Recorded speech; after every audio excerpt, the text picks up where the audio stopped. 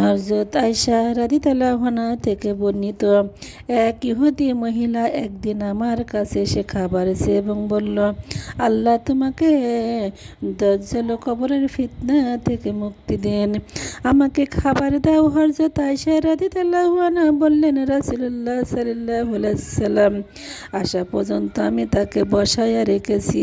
তিনি আসার পরে আমি বললাম, এ আল্লাহ রাসূল সাল্লাল্লাহু আলাইহি ওয়াসাল্লাম, এই ইহুদি মহিলা কি বলেছে?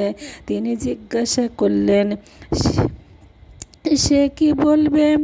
আমি বলেছি, সে বলেছে, আল্লাহ তোমাকে দাজ্জাল ও কবরের ফিতনা থেকে মুক্তি দেন।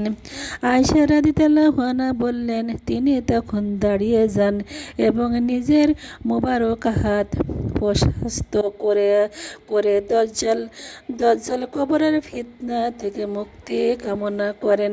এরপরে বললেন, এমন কোন নবী আসেনি যে তার উম্মতের দাজ্জালের ফিতনা থেকে সতর্ক করিনি, কিন্তু আমি তোমাদের দাজ্জালের ব্যাপারে এমন সুসংবাদ দিচ্ছি যা এত পূর্বে কোনো নবী তার উম্মতের দেয়নি। আর তা হচ্ছে এটাই, দাজ্জাল হবে অন্ধ, তার এক চোখ অন্ধ থাকবে এবং তার দু চোখের মাঝে কাফেরি লেখা থাকবে, তা প্রত্যেক মুমিন ব্যক্তি পড়তে পারবে।